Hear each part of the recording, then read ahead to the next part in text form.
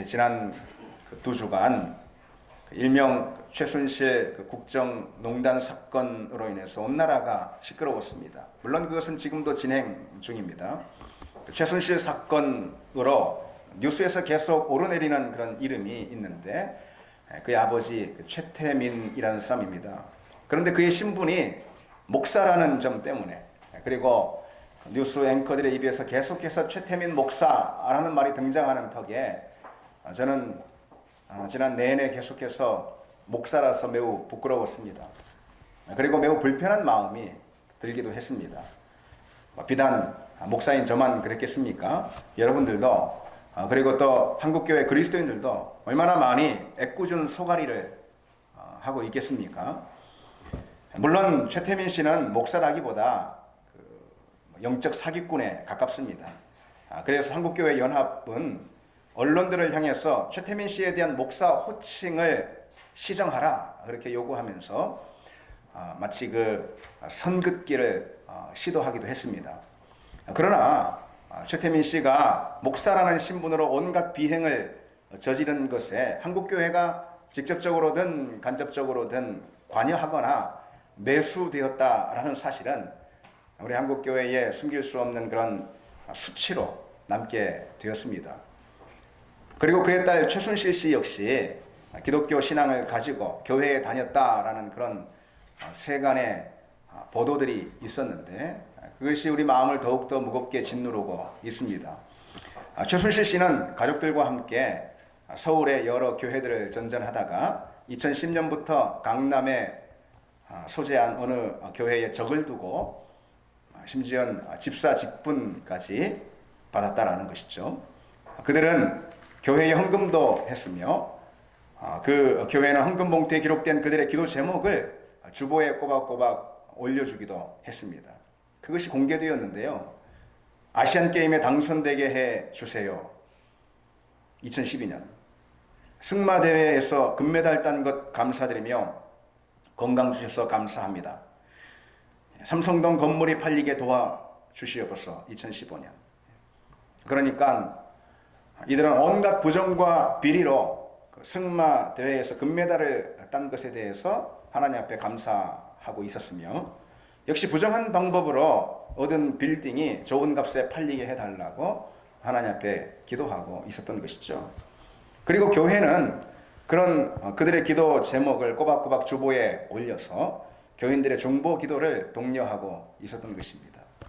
그런 보도에 대해서 그 교회 교인들은 교회 다니면 헌금만 내면 다 우리 교인이냐 기독교인이냐 라면서 선을 그었다고 합니다.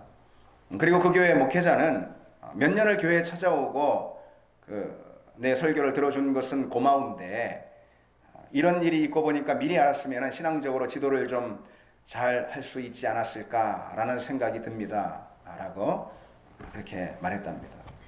목사가 왜 성도들이 자기 설교를 들어주는 것이 고마운 건지 저는 잘 이해를 못하겠지만은, 그리고 또 꼭 그런 일이 있는 것을 예측해야지만 교인들의 신앙 지도를 하고 훈련을 해야 하는 것인지 여러 가지로 목회자의 해명이라고 보기에는 상식에도 맞지 않는다라는 생각이 듭니다.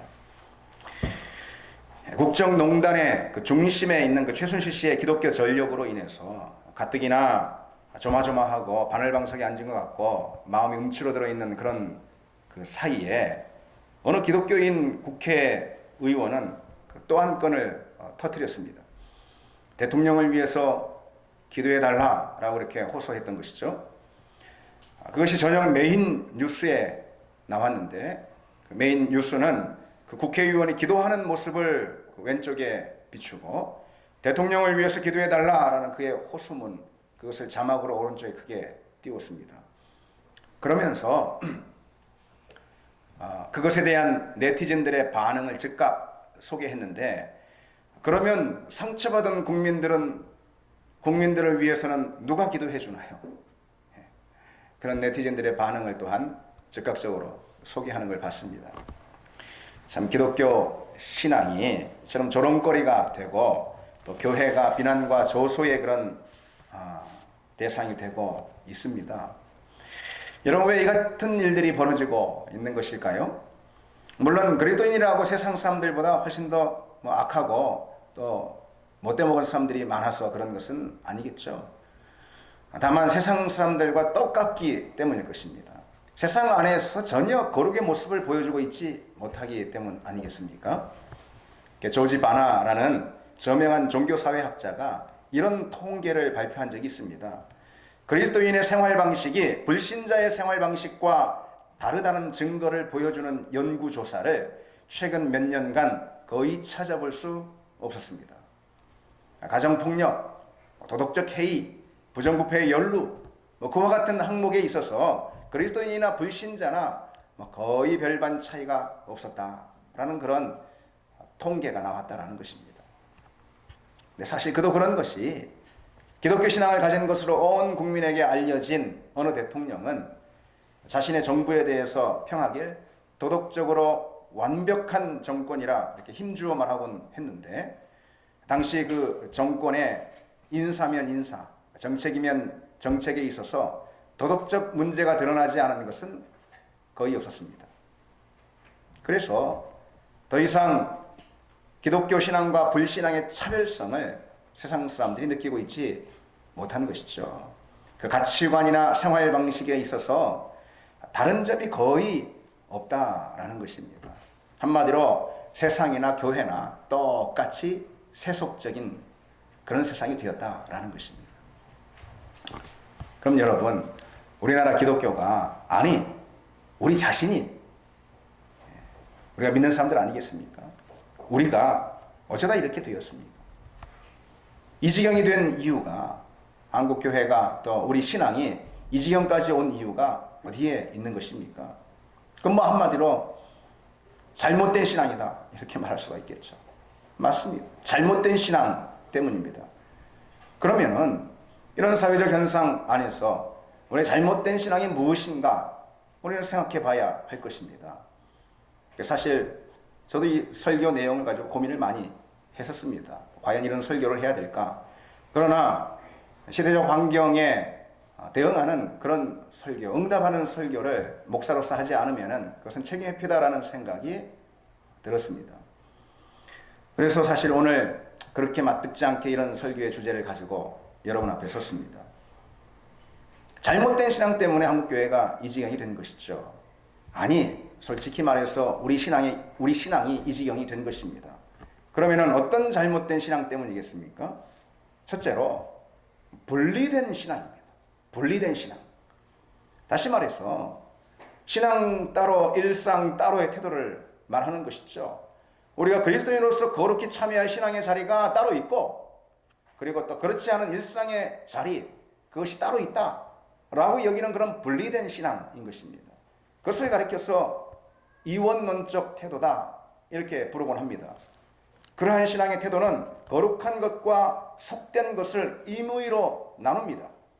그래서 영혼은 거룩하고 육신은 악하다 이렇게 구분을 하거나, 교회는 거룩하고 세상은 악하다 그렇게 여기거나, 신앙생활의 여러 행위들, 다시 말해서 예배나 기도나 찬양이나 오늘 우리가 받은 이 성찬이나 이것은 다 거룩하고, 그런데 세상의 여러 행위들, 다시 말해서 직장의 업무라든가 그런 가정이나 사업이나 이런 것들은 다 세상에 속된 것이다, 그렇게 임의로 구분하는 것입니다.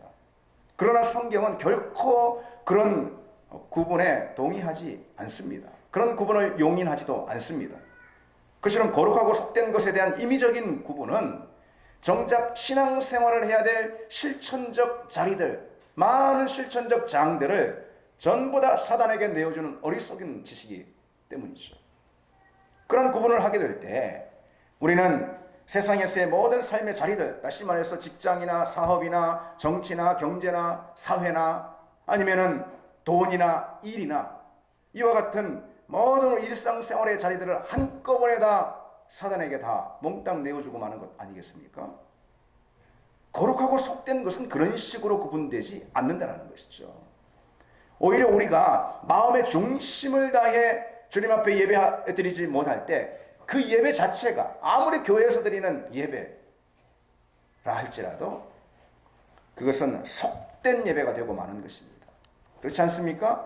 우리의 찬양과 기도가 자기중심적인 죄로 오염될 때 그 찬양과 기도는 하나님 앞에서 악한 것이 되고 마는 것이죠. 반면에 우리가 직장과 사회에서 일상의 삶을 살 때 하나님 앞에서 바르게 행한다면은 바로 그 직장의 삶, 가정의 삶, 사회의 삶이 곧 거룩한 삶이 하나님 앞에 거룩한 예배가 되는 것이죠. 그래서 종교개혁자 마틴 루터는 이렇게 경고한 바 있습니다. 하나님을 섬기는 일은 교회의 제단, 찬양, 희생 등과 관련이 있어야 한다는 생각이야말로 악마의 속임수를 할 수 있습니다. 하나님을 섬기는 일이 교회 안에서 이루어지며 그 안에서 이루어지는 일로만 하나님을 섬길 수 있다는 그 협소한 개념으로 악마는 오늘날 많은 이들을 하나님에게서 멀어지게 하고 있습니다. 여러분 그렇지 않습니까? 우리가 흔히 오해하는 것이 있는 거죠. 그것은 우리가 즐겨 부르는 이런 복음성가를 통해서 참 잘 드러난다 생각합니다. 이런 찬양 있지 않습니까? 죄 많은 이 세상 내 집 아니네. 죄 많은 이 세상은 내 집 아니네. 내 모든 보화는 저 천국에 있네. 저 천국문을 열고 나를 부르네. 나는 이 세상에 정들 수 없도다.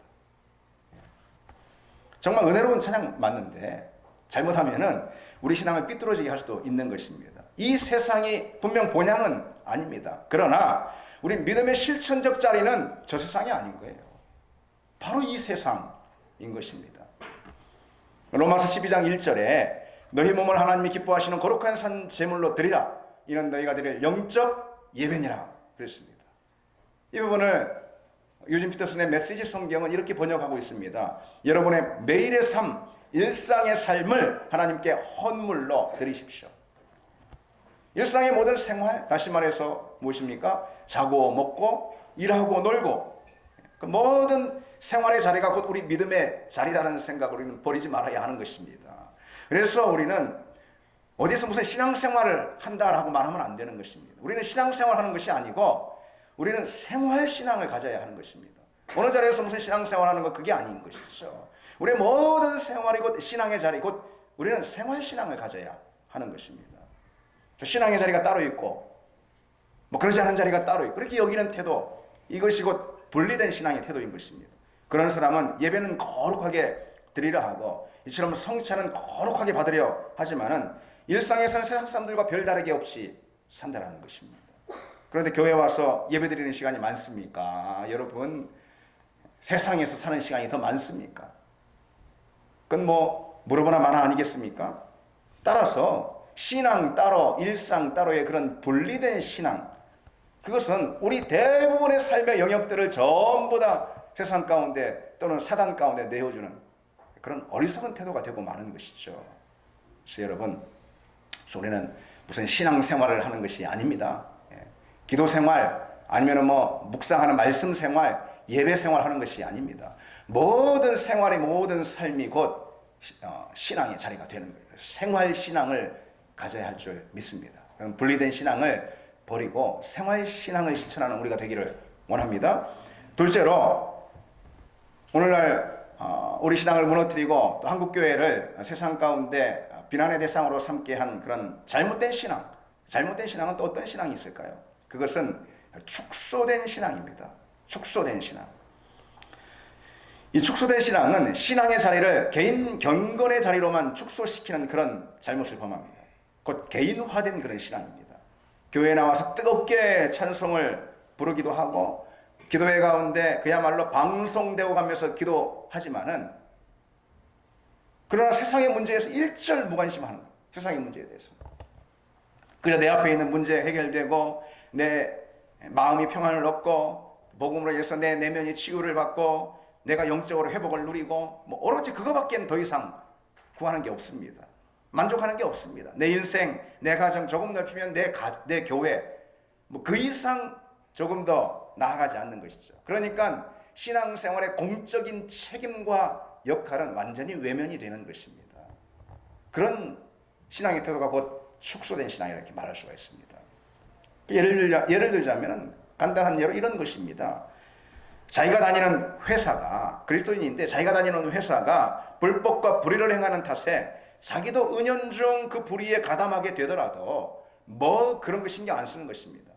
뭐 그런 거 뭐 고민 안 하는 것입니다. 그저 직장 생활간에 30분 일찍 나와가지고선 묵상하고 큐티하고 개인 경건 만족하면은 그것으로 다인 그런 신앙생활. 그런 태도가 곧 개인화된 신앙이고 축소된 신앙입니다. 여러분, 신앙의 성장이라는 것은요, 그저 내 개인 경건의 자리에서 더 깊어지고 성숙하는 것만 말하는 것이 결코 아닙니다.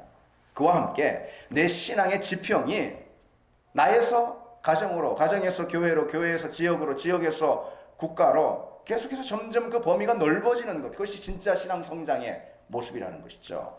성장은 내 내면 안에서만 일어나는 것이 결코 아닌 것입니다. 신앙의 실천적 자리가 내 내면의 내적 자리에서 가정으로, 교회로, 그리고 사회로, 국가로 계속해서 그 지평이 열리는 것, 확장되는 것, 그것이 진정한 신앙 성장의 모습인 것이죠.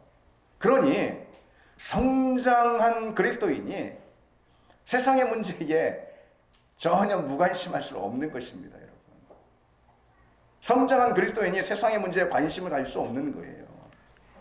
관심을 갖지 않을 수가 없는 거예요. 그것이 이번에 터진 사건처럼 무슨 정치적 부패 사건이든 지금 세상에 만연한 그런 경제적 불평등이든 아니면은 사회적 불의의 문제든 바로 그것이 우리 신앙 고백의 자리가 되어야 되고 또 우리 믿음이 참여해야 될 그런 자리가 되어야 한다라는 것입니다. 그래서 여러분, 오늘따라 왜 뭐 강단에서 저런 설교를 무슨 막 최순실 뭐 이름까지 막 거명하면서 왜 저래 무슨 강단에서 뭐 정치 얘기하지 마시오, 목사가 막 복음 얘기 들어주시오 하는데 그게 아닙니다, 여러분. 그렇지 않습니다. 복음이 관여되지 않은 삶의 자리는 아무데도 없기 때문에 그렇습니다. 여러분, 중세시대처럼 정치와 교회가 서로 하나인 거 뭐라고 그러죠? 그걸 정교일치라고 그러잖아요. 그거 잘못된 것입니다. 그리고 그것이 대단히 잘못됐다는 것은 역사가, 기독교 역사가 증명해주고 있습니다. 중세시대가 대표적으로 그러지 않습니까? 그러나 정치와 신앙을 아무 관계 없는 것처럼 여기는 그런 정교 분리라고 그러는데요. 정교 분리 역시 바른 신앙의 태도가 결코 아닌 것입니다. 정치와 신앙은 분리될 수가 없습니다. 신앙과 분리될 수 있는 그 무엇도 우리 삶의 자리에 아무것도 없습니다. 그것이 경제든 뭐 사회든 무엇이든 아무것도 없습니다. 그래서 신앙을 오로지 이런 정교 분리의 신앙의 태도 있잖아요. 이것은 오로지 우리 신앙을 교회에서 예배드리고 기도하는 것에만 축소시키는 그런 태도가 되는 것입니다. 여러분, 하나님 앞에서 뭐 보통 코람데오라는 그런 말 하지 않습니까? 하나님 앞에서의 이 신앙이라는 것은 반드시 역사 앞에서의 신앙이 될 수밖에 없음을 우리는 기억해야 합니다. 하나님이 우리에게 주신 신앙의 무대가 어디입니까? 역사와 사회 한복판 아니겠습니까? 그래서 우리는 역사와 사회에서 마땅히 우리가 져야 할 그리스도인으로서의 책무를 외면하지 말아야 하는 것입니다. 그게 신앙생활인 것입니다. 그것을 가장 잘 보여주는 대표적인 사람들이 곧 예언자들입니다. 우리가 그중 한 본문을 읽었지만요. 예언자들은 사회적 불의에 매우 민감한 사람들이었습니다. 특별히 아모스나 이사야 그리고 오늘 우리가 읽은 본문의 저자인 미가, 이와 같은 사람들은 세상의 경제적 불의와 불평등에 주목했습니다. 그들은 당시 지배층과 부유한 사람들의 죄악을 좌시하지 않고 신랄하게 비판했습니다. 예언서에는 그런 장면들이 여러분 곳곳에 등장합니다. 그리고 예언서는 성경입니다. 부동산 투기, 임금 체불, 경제적 불평등, 약자에 대한 억압 등등 그런 사회적 불의에 대해 예언자들은 눈을 부릅뜨고 매섭게 고발하는 것을 볼 수 있습니다. 주전 8세기 여로보암 2세 때 북왕국 이스라엘은 매우 부강한 나라였습니다. 그러나 빈부의 격차가 극심해가지고 부유층들은 상하로 장식한 겨울별장, 여름별장 따로 만들어서 비단 침구에 머리를 누이고 금잔을 만들어서 거기에 포도주를 따라 마시며 사는데 노동 현장에서 하루 벌어 하루 먹는 일꾼들의 삶 정말 비참했습니다.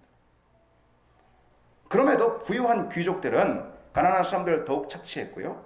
부당한 세를 거두고 뇌물을 받고 약자들에게 기회를 주지 않았습니다. 이게 다 예언서 성경에 있는 그대로 제가 요약해드리는 것입니다. 그런 불의한 사회를 아모스가 그냥 지나칠 리가 없었습니다. 그래서 오직 정의를 물같이 공의를 마르지 않는 강같이 흐르게 할지라. 하나님의 정의를 선포했습니다. 그래서 여러분, 이 예언서를 성경의 말씀으로 읽고 있는 그리스도인이라면은 오늘날 만연한 사회 경제적 부패와 또 구조적 불평등에 대해서 결코 모른다 할 수 없는 것입니다. 그렇지 않습니까? 예언자들은 개인 구원과 경건 생활에만 만족하는 우리 신앙의 편협함을 꼬집고 있습니다. 그리고 믿음이란 사회적 차원까지 확장되어야 한다는 것을 일깨워주고 있습니다. 예언자들은 그저 내면의 상처와 치유 문제에만 몰두하는 오늘날 우리 신앙이 얼마나 이기적인가 보여주고 있다는 것이죠. 그리고 믿음이라는 것은 그런 게 아니고 눈을 들어 세상의 불의에 주목하는 신앙이 바로 참된 믿음이다. 우리에게 이렇게 말씀해주고 있다는 것입니다. 그래서 우리는 그러한 예언자적 경고와 예언자적인 영성을 우리 삶 가운데 적용해야 할 것입니다. 오늘날도 여러분 어떻습니까? 얼마나 많은 불의를 우리가 보고 얼마나 많은 잘못된 것들을 또 도덕적 해이와 그리고 또 약자에 대한 그런 무분별한 그런 불평등과 억압들을 우리 눈에 보고 있습니까? 최근에 우리 사회에서 남용된 공권력에 의해서 죽음을 맞이한 한 농민으로 인해서 우리는 안타까운 마음을 가져야 할 것입니다. 그럼과 동시에 아무리 불법 시위에 대한 대처라 하더라도 사과 한마디 할 줄 모르는 매정하고 후한무치한 공권력 행사자들에 대해서 우리는 분노하고 지탄해야 하는 것을 우리 그리스도인의 마땅한 책무로 받아들여야 할 것입니다. 바른 그리스도인이라면은 세상과 역사 앞에서 성경의 목소리를 낼 줄 아는 사람이 되어야 하는 것입니다. 그리고 세상과 역사 앞에서 성경의 정신을 살아내는 사람들이 되어야 하는 것이죠. 그것은 특별히 불의에 대한 저항으로 종종 나타나곤 합니다. 그 대표적으로 우리 한국교회 초기 교회를 생각해 볼 수 있습니다. 일제에 저항했던 우리나라 초기 교회가 불의에 저항한 교회 아니겠습니까? 3.1운동 당시 기독교는 다른 종교에 비해서요. 지금은 기독교가 이렇게 굉장히 교세가 크지만은 그 당시에는 가장 작은 연약한 몇 안 되는 그런 교세를 가지고 있는 작은 종교에 불과했습니다. 기독교는 다른 종교에 비해 교세가 매우 약했음에도 불구하고 그 어떤 종교보다 앞장서서 만세운동을 3.1 만세운동을 펼친 것 여러분 아십니까? 독립선언서에 서명한 민족대표 33명 여러분 배우시지 않았습니까? 그 중에 무려 16명이 기독교 인사였습니다. 그리고 만세운동 준비 과정에서 중심 인물로 활동했던 48명의 인사들이 있었는데 그중 절반 24명이 다 기독교 신자였습니다. 이 3.1운동으로 인해서 일제의 핍박이 훨씬 더 거세졌는데 당연히 일제가 새로운 타겟을 정하지 않았겠습니까? 그때 가장 큰 핍박을 받은 대상 역시 가장 적게 모이는 무리들이었던 기독교인들이었습니다.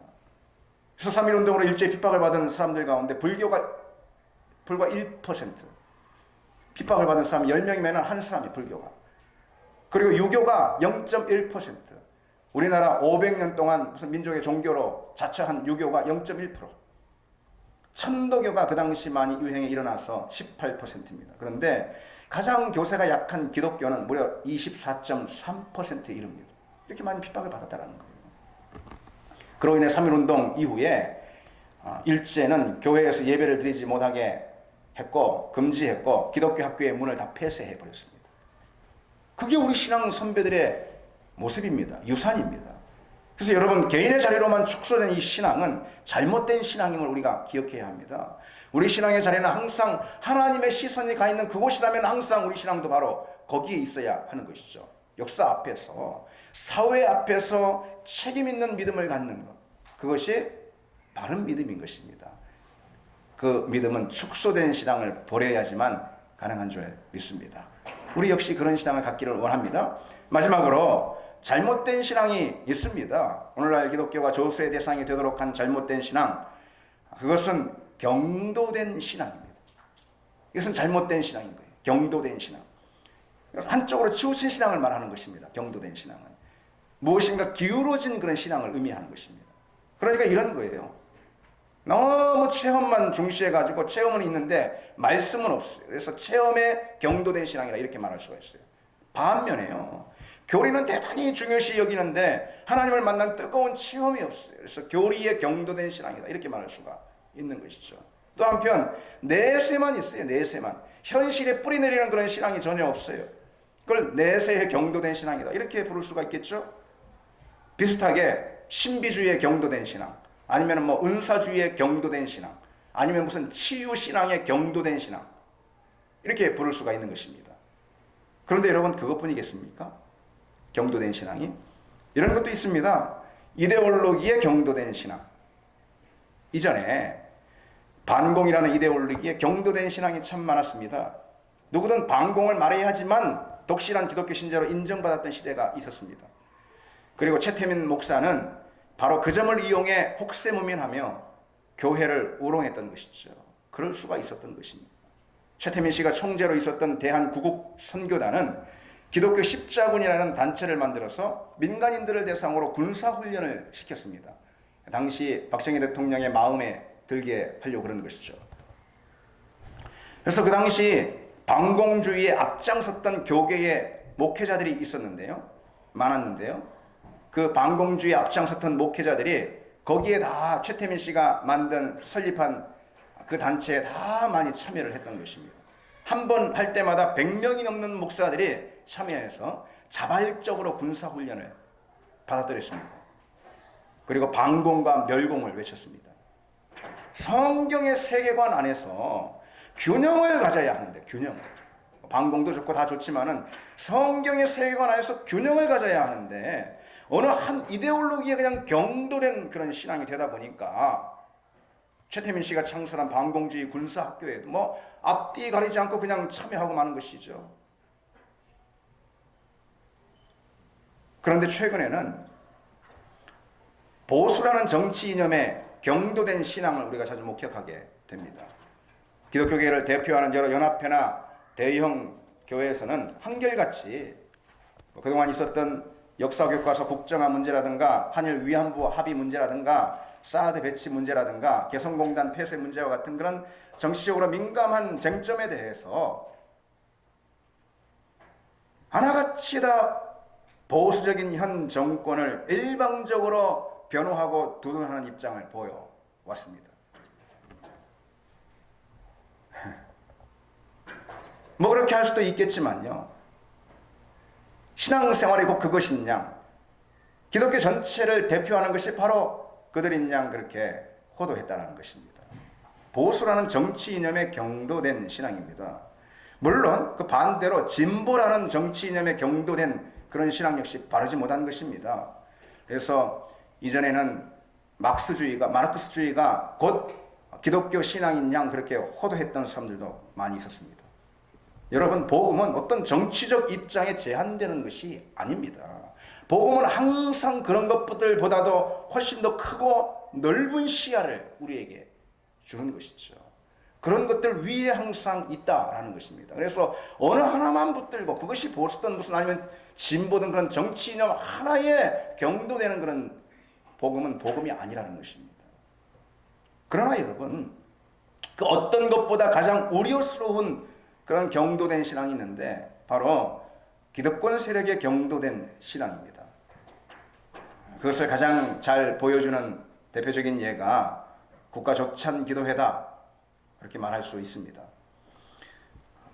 유명한 목사님들과 기독교 인사들이 최고의 권력자 대통령을 모시고 예배를 드리는 자리가 바로 국가조찬기도회입니다. 박정희 대통령 시절부터 진행된 이 국가조찬기도회는 교회가 권력자들을 칭송하고 독재자들에게 면죄부를 주고 기득권에 야합하는 자리다, 그런 비판을 끊임없이 받아온 바 있습니다.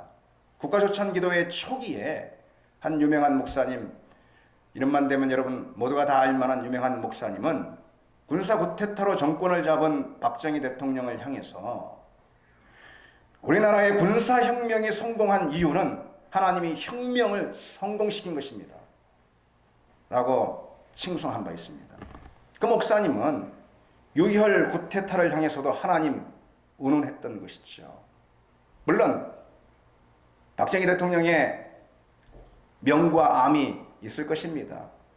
그러나 그의 구테타에 대해서 칭송할 수는 없지 않겠습니까? 그것이 어떻게 하나님이 일으킨 혁명이라 하나님 운운할 수가 있겠습니까? 안타깝지만은 그러한 유산은 계속해서 이어져 왔습니다. 지난 몇 년간 유수회 목회자들이 국가조치회 중에 설교자로 나서서 현재 박근혜 대통령에게 돌린 그 칭송들을 보면은 정말 가관을 넘어서 실소를 금할 바가 없습니다. 한국기독교연합회, 한국기독교총연합회 대표 회장인 어느 목사님은 현재 대통령을 향해서 영국의 대처 수상보다 더 위대하신 분입니다 라고 찬양을 해드렸습니다. 위대하신. 여러분 저 북녘에서 많이 들리는 그런 문구 아닙니까? 북한에서나 들을 수 있는 그런 문구가 설교 시간에 버젓이 권력자를 향해 돌려졌습니다. 어느 대형교회 목사님은 역시 국가조찬기도회에서 대통령을 향해서 하나님의 일꾼 고레스와 같은 지도자가 되실 것입니다 라고 추켜 세웠습니다. 여러분 고레스가 성경에 나온 누군지 아시죠? 그런가 하면은 또 다른 유명한 목사님은, 물론 유명하지 않은 목사님은 여기 한 사람도 안 나옵니다. 유명한 목사님은 올해 바로 가장 최근에 열린 국가조찬기도회에서 우리 대통령님께서는 세계 몇몇 여성 정치인과 완전히 차별화되셨습니다. 그분들 나름대로 성공한 정치인이지만 대부분 육중한 몸매를 자랑하고 있습니다. 아마도 그 화려한 그 정치적으로 유명한 독일 메르켈 총리를 빗대하는 말 아닌가 싶습니다. 그러나 우리 대통령님께서는 여성으로서의 미와 덕 그리고 모성애적인 따뜻한 미소까지 갖고 계십니다. 그 발언으로 인해서 설교의 자리를 아첨을 떠는 자리로 삼아버렸다며 다른 기독교 진영에서 대단한 비난이 쏟아졌습니다. 물론 국민들 가운데 많은 사람들은 현재 대통령에 대해서 모성애적인 따뜻한 미소를 보지 못하는 것 같아 보이는데 그것만큼은 유독이 그런 미소를 보았던 것 같습니다. 심지어는 어느 서울의 대형 교회는 본교회 예배를 국가조찬기도회 리허설 예배로 삼았다라는 사실이 뒤늦게 알려져서 큰 핀잔을 받기도 했습니다. 그 교회 목사님이 국가조찬기도회 설교를 맡게 되었고 그 교회가 성가 등의 순서를 맡게 되어서 본교회 예배를 조찬기도회 예행연습의 기회로 활용을 했던 것입니다. 하나님께 영광을 돌리는 그 예배도 서슴없이 대통령을 잘 모시고 섬기는 리허설로 삼았다라는 것입니다. 그처럼 전국적으로 유명하고 교계에서 영향력 있는 목사님들이 한결같은 마음으로 칭송을, 정권을 칭송하니까 권력자들은 국가조찬기도회를 그들 마음대로 이용해 먹곤 했습니다. 특히 신군부가 군사 쿠데타로 권력을 잡은 뒤에 전두환 당시 국가보위원장은 국가조찬기도회를 자그마치 매달 열었습니다. 1년에 한두 번 열리는 건데요. 매달 국가조찬기도회를 열었어요. 그분은 불교 신자 아닌가요? 그리고 매달 열리는 그 국가조찬기도회에서 신군부를 향한 설교자들의 한결같은 칭송과 감사가 TV 전파를 타고 생중계가 되었습니다. 그러나 1987년 우리가 아는 대로 민주화운동 이후로 5.0 비리가 청문회 가운데 다뤄지자 국가조찬기도회 앞장선 목사들부터 다 퇴진해라 라는 그런 요구가 교계 가운데 거세게 일어나서 큰 곤욕을 치르기도 했습니다.